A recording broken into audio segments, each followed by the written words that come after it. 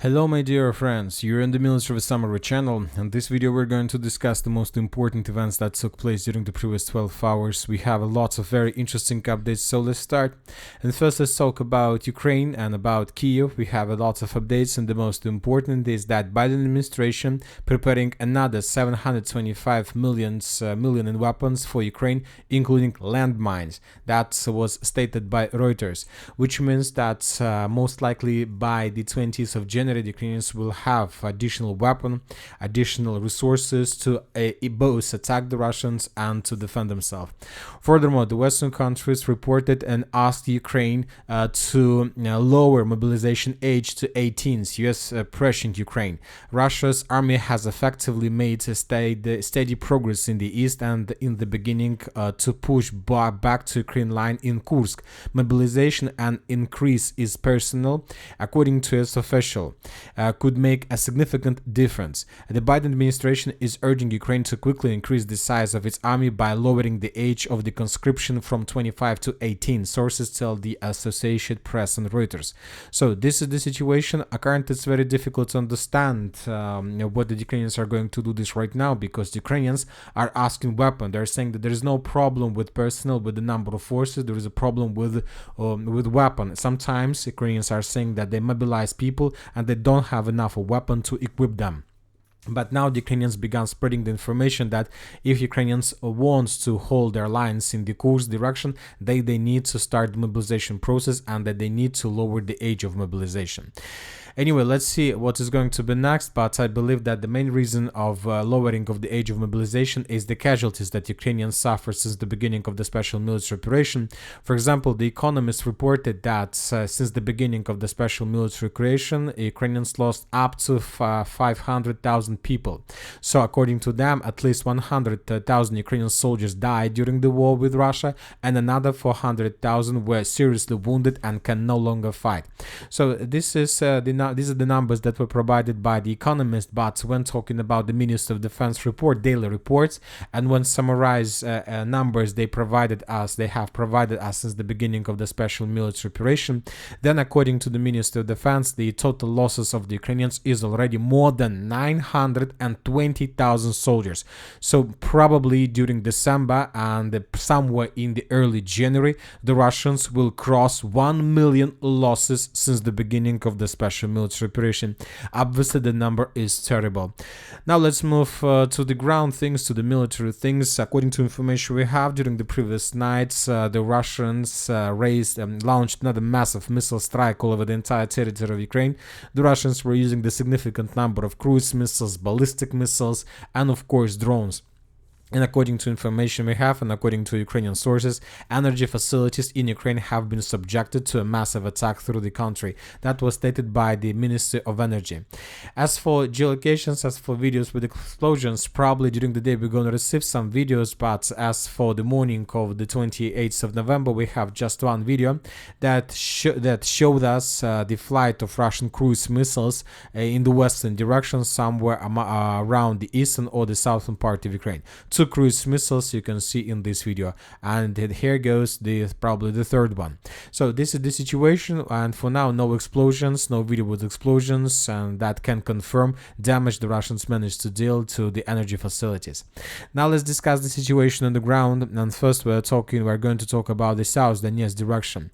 As for the village of Velika Novoselovka, during the previous 12 hours we haven't received anything that can confirm additional progress on the ground. The offensive in this area is very difficult for the Russians, because as we discussed, there are three rivers, three natural barriers that don't allow the Russians to move very fast. As for now, the Russians managed to dig in deeper in the southeastern part, and currently the Russians are trying to break and to destroy reinforcements and reserves that Ukrainians sent in the direction of Velika Novoselovka with the purpose to stabilize the situation.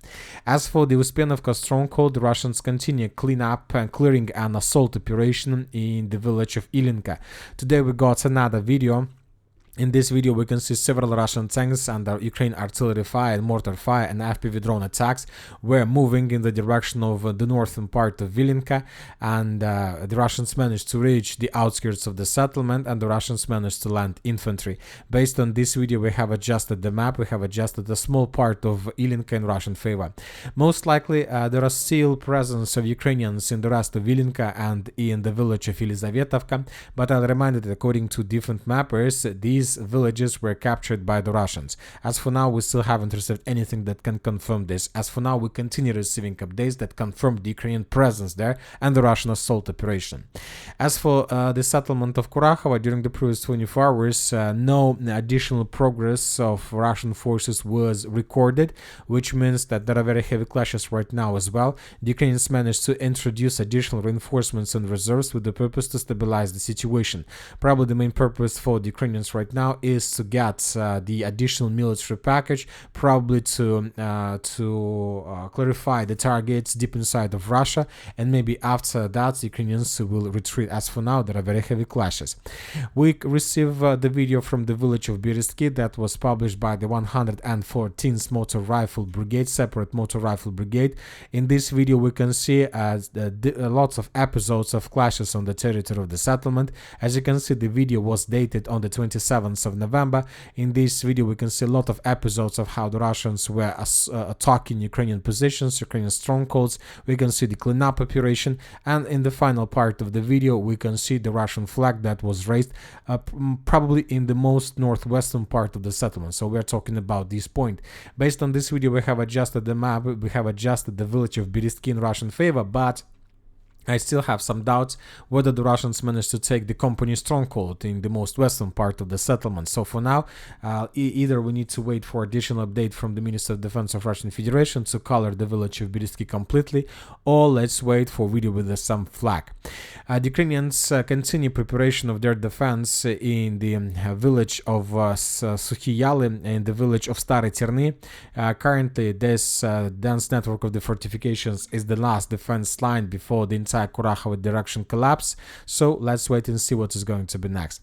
We receive additional change on map to the northwest of Petrivka. According to the pro-Ukrainian mappers, the Russians, as a result of offensive operation, managed to improve their positions and to take these railways and the tree lines along them further in the direction of the village by the name of Shevchenka. I'll remind you that the village of Shevchenka is the primary target and primary task for the Russians, and the Russians are planning to attack this settlement using two roads of attack. The first one along the railways, and the second one, the Russians are planning to approach the same settlement from the village of Lisovka and to attack the Shevchenka stronghold from the east. As for this direction, as you can see, we have changes on the ground that were made based on the video that was published by the Ukrainian sources. In this video, we can see Ukrainian FPV drone that was attacking the Russian infantry that were moving along this water reservoir and this lake. So this is the situation. Based on this video, once again, we have adjusted the map. This is the situation by the end of the 26th of November, 27th of November, and this is by the beginning of the 28th. We see that the Russians are moving using two roads of attack. Once again, the Russians need this Shevchenko with the purpose to secure the flank, which will allow the Russians to begin or to continue offensive operation in the direction of Dnipro River. We've been discussing this operation for several days, and today we got report that Institute of Study of War also confirmed that Russian military command likely planning offensive in Dnipropetrovsk region. The goal, attempt to occupy southeastern part of Dnipropetrovsk to achieve strategical goal in complete capture of Donetsk region. So this is the target of the Russians, and this target also was confirmed by Institute of Study of War. Now let's talk about the city of Toretsk. Currently the situation was completely stabilized. The Ukrainians managed to create or establish defense line between two mines, and now the Russians still haven't managed to find a solution how to take under control the mines and how to move further in the northwestern direction. As for now, no changes on the ground.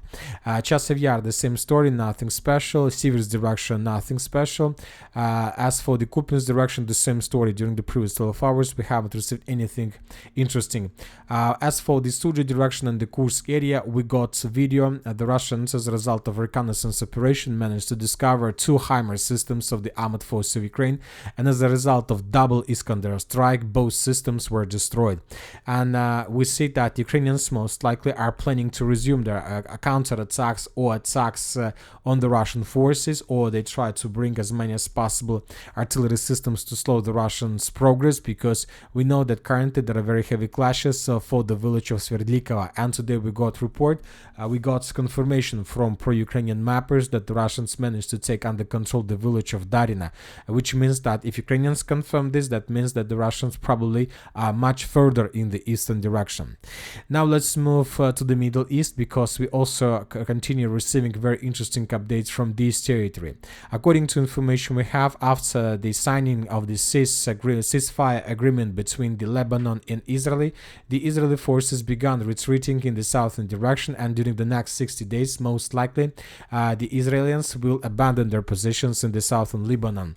We start receiving a lot of videos of how the Lebanese forces are moving in the southern direction and taking one settlement and another settlement under control. For example, in this video we can see how somebody was removing Israeli flag from the southern part of Lebanon, from the territory that used to be under control of Israel during the first phase of the Lebanese offensive, or let's say securing operation. So the war in this area is about to be finished most likely, and when Trump comes, obviously the war will be finished completely. But the next day, when the clashes between Israeli and Lebanon forces ended, something interesting began happening in the northern part of Syria. More precisely, the pro-Turkish forces began offensive operation in the direction of the city by the name of Aleppo. And as a result of offensive operation, the pro-Turkish forces are using the tactics that Ukrainians were using in the Kursk direction. The pro-Turkish forces managed to reach the outskirts of the city of Aleppo, the stronghold. If the pro-Turkish forces are able to take Aleppo under control, this is going to be the significant damage to Syria and to the northern region. We have a lot of videos, we have a lot of flags, we have a lot of map update, and the most important, that this offensive operation is under complete support of Turkish forces. The Turkish army artillery supporting the Tahrir al-Sham militants and pounding Syrian Arab army positions in the northern Aleppo. The sources are saying when the situation started, the Syrian forces didn't show any resistance to the pro-Turkish forces, and they basically retreat from their positions as fast as possible. But this morning, on the 28th of November, we start receiving videos of updates of how the Syrian army was entering the Aleppo region with the purpose to stabilize the situation and to conduct several counterattacks. And the most important thing from this situation is that we know that Syria is located in the area of influence of Russian Federation. So it was very difficult to imagine how the Turkish cannot begin this operation with their pro-Turkish proxies on the territory of Syria without clarifying Russia. And you know that several days ago, on the 25th of November, there was a phone call between Putin and Erdogan. We got icon about this, that Putin held a telephone conversation with Erdogan, but on the 25th of November, the leaders of Russia and Turkey discussed current issues on the bilateral agenda, with an emphasis on increasing the effectiveness of trade and economic cooperation. So there was a call. Obviously, Erdogan and Putin wasn't talking about this economical cooperation. Most likely they were talking about Syria. And now we see the consequences of this conversation. As for Russian side, according to information we have, the Russian forces began bombing and attacking the forces that entered the Aleppo region. But as for now, these bombardments haven't provided the significant results. The situation remains critical. We'll see what is going to happen today on the 28th of November. And that's it for the short video. Military Summary channel reminds we condemn any violence in the world. Thank you for watching. Subscribe to my channel, put your likes to my Patreon, and have a good day. Bye bye.